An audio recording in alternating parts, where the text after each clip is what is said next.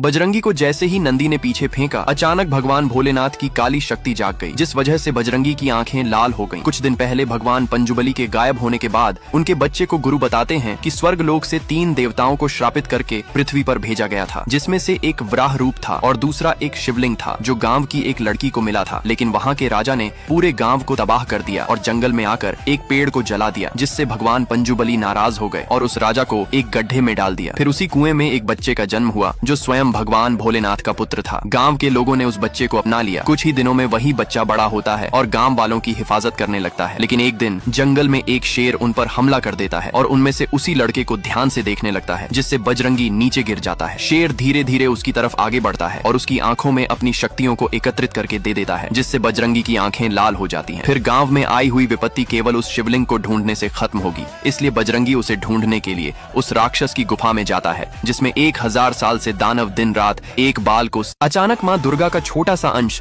शिवा के अंदर प्रवेश कर जाता है, क्योंकि ईश्वर का मधुबन पाने के लिए ज्योति अपने पापा के शरीर में अपने दादा की आत्मा को बुलाती है और उन्हें युद्ध की जगह पर लेकर जाती है जहाँ भयानक विध्वंस मचा था। तभी शिवा उसके दादा का सामना करता है, लेकिन काली शक्ति से लड़ नहीं पाता। तभी शिवा के दादा उसे बताते हैं, बेटा तुम उसी जगह जाओ जहाँ तुम पैदा हुए थे, मैं इन लोगों को रोकता हूँ। शिवा के दादा अपनी रुद्राक्ष की छड़ी से ज्योति के दादा को रोकते हैं और उसे जाने को बोलते हैं। शिवा अचानक उस गुफा में गिर जाता है जहाँ भगवान भोलेनाथ के भक्त नंदी करोड़ों वर्षों से माता पार्वती के बाल को सीधा कर रहे थे। वहीं दूसरी तरफ शिवा के दादा को ज्योति दिव्य छड़ी से उनकी आत्मा को मुक्त कर देती है और बोलती है, तुम्हारे दैव को आज मेरे सामने झुकना होगा। शिवा भक्त नंदी का सामना करता है और भगवान भोलेनाथ की सारी शक्तियों को अपने अंदर खींच लेता है। फिर देखते ही देखते युद्ध के बीच में बाघ भी घुस आता है तो अधीरा बोलता है, इसे मैं मारूंगा, लेकिन शिवा उसे पहले ही मौत के घाट उतार देता है। और जैसे ही ज्योति के दादा को मारने जाता है, ज्योति सामने खड़ी हो जाती है और बोलती है, कैसा दैव है जो एक औरत पर हाथ उठाएगा। तभी माँ दुर्गा स्वयं शिवा के अंदर आती है। आगे नहीं आएगा क्योंकि आप कमेंट नहीं कर। पूरे गांव की औरतें इस तांत्रिक महिला को धक्के देकर गांव से बाहर निकाल रही थीं, क्योंकि लोग इसे चुड़ैल मानती थीं जो हर अमावस्या की रात एक मुर्गे की बलि चढ़ाकर काली शक्तियों की पूजा करती थी। एक दिन जब उस चुड़ैल का झगड़ा औरत से हो जाता है तो बदला लेने के लिए वो रात में तंत्र मंत्र कर रही थी कि तभी गांव वालों ने उसे रंगे हाथों पकड़ लिया तो उन्होंने उसे गांव से बाहर भगा दिया। वह तांत्रिक एक पेड़ के नीचे बैठकर अपने भगवान से बोली कि मैंने तुम्हारी इतनी पूजा की, फिर भी तुमने मेरी रक्षा क्यों नहीं की, इसलिए अब मुझे इतनी ताकत दो कि मैं अपने अपमान का बदला पूरे गांव से ले सकूं। फिर अगले ही दिन वह तांत्रिक औरत फिर उसी घर में लौट आई और छोटी लड़की से बोली कि वह अपना कुछ सामान भूल गई है। लड़की ने उसे अंदर जाने की अनुमति दे दी। जैसे ही वह अंदर गई, उसने दरवाजा बंद कर लिया और एक गुड़िया निकालकर उस पर पूजा करने लगी। दरअसल